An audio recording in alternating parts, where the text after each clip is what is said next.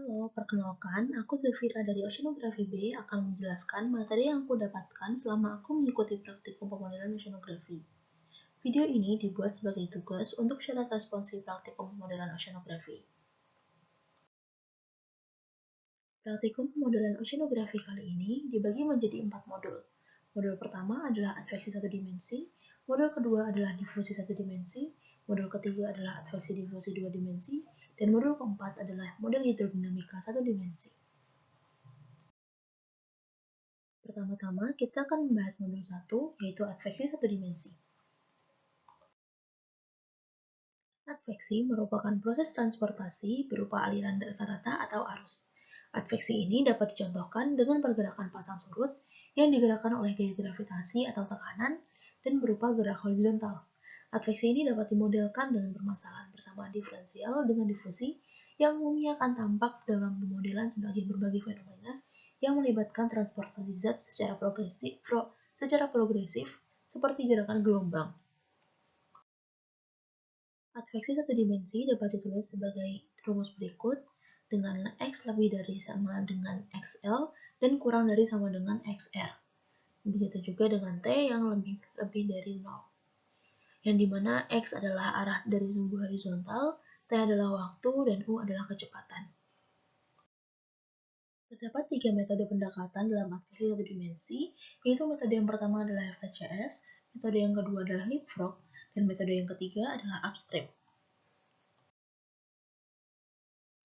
FTCS merupakan gabungan dari pendekatan beda hingga turunan pertama terhadap waktu dengan beda maju dan turunan kedua terhadap ruang dengan beda tengah.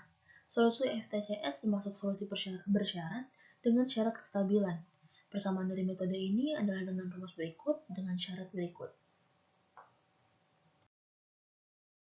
Metode yang kedua adalah metode leapfrog yang merupakan pendekatan central in time and central in space. Persamaannya dapat didiskretisasi menjadi rumus berikut dengan kriteria stabilitas berikut. Metode yang ketiga adalah metode upstream. Metode ini merupakan metode eksplisit dengan menggunakan pendekatan beda maju untuk turunan waktu dan untuk turunan arah dilakukan dengan melihat kecepatan arah U. Jika U lebih dari 0, maka menggunakan pendekatan beda mundur, dan jika U kurang dari 0, maka digunakan pendekatan beda maju. Metode ini dapat ditulis sebagai rumus berikut. Sekarang kita masuk ke modul yang kedua, yaitu difusi satu dimensi. Difusi adalah pergerakan yang bergerak dari konsentrasi tinggi ke konsentrasi rendah yang menyebabkan terjadinya persebaran molekul di setiap arahnya. Difusi ini merupakan hasil transportasi pencampuran massa tanpa memerlukan gerakan yang besar. Difusi satu dimensi dapat dituliskan dengan rumus berikut. Terdapat beberapa metode penyelesaian untuk persamaan difusi, yaitu yang pertama adalah metode eksplisit dan yang kedua adalah metode Craig-Nicholson.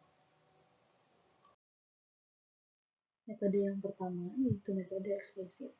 Metode beda hingga skema eksplisit yang digunakan dalam penyelesaian diferensial parsial. Skema ini digunakan untuk menurunkan persamaan diferensial parsial menjadi persamaan beda yang jauh lebih mudah untuk dimengerti. Skema ini dibatasi oleh bilangan Courant, yang apabila nilai Courant lebih dari 1, maka hitungan menjadi tidak stabil. Yang kedua adalah metode Craig-Nicholson, yang merupakan metode beda hingga yang digunakan untuk menyelesaikan persamaan panas dan persamaan diferensial yang sejenisnya. Skema ini memiliki rumus berikut, yang berarti diferensial terpusat pada waktu n plus setengah. Kemudian, kita akan masuk ke modul 3, yaitu adveksi difusi dua dimensi. Persamaan adveksi difusi dua dimensi merupakan metode beda hingga yang dapat digunakan untuk kasus fenomena transport di perairan dangkal dan air tanah.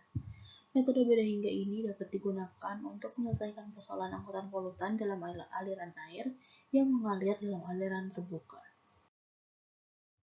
Metode adveksi difusi dua dimensi ini dapat dirumuskan sebagai rumus berikut, dengan C adalah konsentrasi, X0 dan Y0 merupakan titik sumber, U dan V adalah kecepatan, D merupakan koefisien difusi, dan T adalah waktu.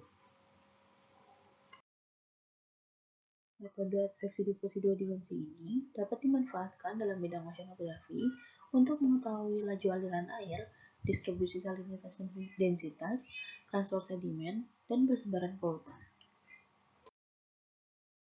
Sekarang kita masuk ke modul yang keempat, yaitu modul hidrodinamika satu dimensi. Hidrodinamika merupakan ilmu yang mempelajari pergerakan fluida. Kajian hidrodinamika dapat dilakukan melalui karakteristik oceanografi yang dapat digunakan untuk pemodelan oceanografi. Model hidrodinamika dilakukan untuk mengetahui kondisi suatu aspek pada perairan dengan melihat pergerakan dari karakteristik hidroceanografi tersebut.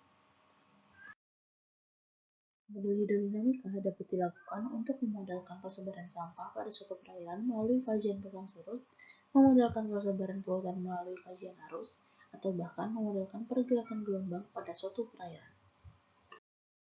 Model hidrodinamika satu dimensi sederhana dapat dirumuskan sebagai berikut, yang dibagi menjadi dua persamaan, yaitu persamaan momentum dan persamaan kontinuitas. Demikian yang dapat saya sampaikan. Mohon maaf jika banyak salah kata. Terima kasih sudah mendengarkan.